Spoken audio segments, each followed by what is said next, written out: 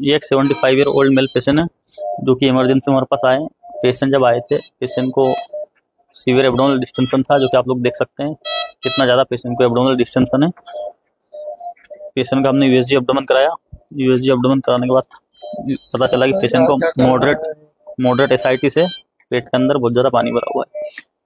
तो अभी हम इस पेशेंट का डायग्नोस्टिक और थेरापेटिक एसआईटी स्टेपिंग करेंगे।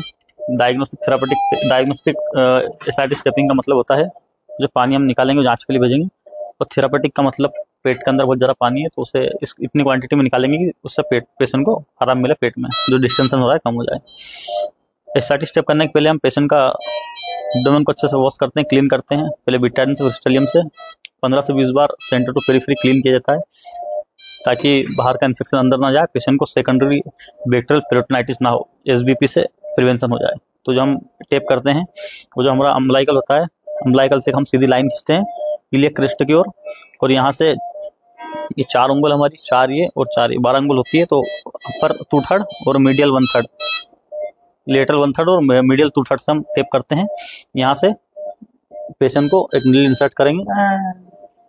तो नीडल इंसर्ट की जाती है, वो जो हमारी 16 नंबर की जो नीडल होती है या 18 नंबर की जो बड़े बोर की, वो नीडल हम इसमें यूज करते हैं। तो एक 20 ml की सीसी 20 ml की सीसी की जो सिरिंज होती है वो लेते हैं। इससे हम जो पेशेंट का सैंपल लेंगे, जो सैंपल हम लेंगे, जो फ्लूइड निकालेंगे, उसे लैब टेस्टिंग के लिए भेजेंगे। उसमें हम देखेंगे पेशेंट के प्रोटीन, एल्बुमिन, साइटोलॉजी, पेशेंट को कैंसर तो नहीं है, और एडीए वगैरह की जांच करेंगे। पेशेंट को ट्यूबरक्लोसिस का पानी तो नहीं है, ये पानी किस वजह से भरा है, पानी का कारण पता करेंगे, पहले कोर्स को रूल आउट करेंगे। अगर इसमें टीबी आती है तो टीबी की दवाई चलाई जाएगी, अगर मेलिग्नेंसी आती है तो रेडियो कीमो की साइड जाएंगे, अगर कोई इन्फेक्शन आता है तो उसके लिए एंटीबायोटिक चलाए जाएंगे।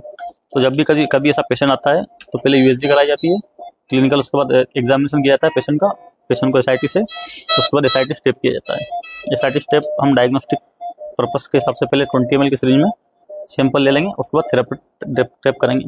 जो हम नीडल इंसर्ट करते हैं वो मीडियल 2/3 लेटरल 1/3 से करते हैं, और जो नीडल इंसर्ट की जाती है वो जेट टेक्निक से इंसर्ट की जाती है, जेट टेक्निक जिसे हम बोलते हैं। पहले हम नीचे से ऊपर जाएंगे, उसके आप लोग देख सकते हैं जैसे हम इंटर हुए फ्लूइड इसमें आने लगा, आप लोग देख सकते हैं पेशेंट को फ्लूइड आने लगा। डायग्नोस्टिक पर्पस के हिसाब से फ्लूइड ले लिया। अभी थेरापेटिक पर्पस से हम एक इसमें आईवी सेट कनेक्ट करेंगे और फ्लूइड को ड्रेन करेंगे। आईवी सेट तो इधर आके आप लोग देख सकते हैं कितनी स्पीड में पेशेंट को फ्लूइड आ रहा है। इसमें हम एक आईवी सेट कनेक्ट कर देंगे और नीचे इसे बोतल से कनेक्ट कर दिया जाता है। तो इससे हम 1 से 1.5 लीटर फ्लूइड ड्रेन करेंगे ताकि पेशेंट का जो डिस्टेंशन कम हो जाए और पेशेंट को रिलीफ मिल जाए। तो ये प्रोसीजर को हम बोलते हैं पैरासेंटेसिस प्रोसीजर का कहा जाता है।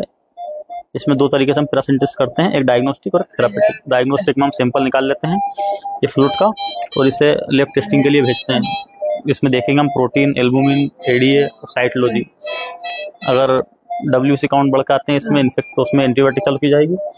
अगर साइटोलॉजी पॉजिटिव आती है तो उसमें रेडियो कीमो की साइड जाएंगे, हम उनको ओपिनियन करवाएंगे पेशेंट का। अगर इसमें पेशेंट के एडीए बढ़ के आता है, आरएम में कुछ चेंजेस आते हैं, आरएम भी करवाएंगे, तो उसमें एंटी ट्यूबरकुलर मेडिसिन पेशेंट को चलाई जाएगी। तो दोस्तों इस तरह से एसआईटी का पेशेंट आता है तो उसमें इस तरह से आपको देखना है, इस तरह से उसे हैंडल करना है।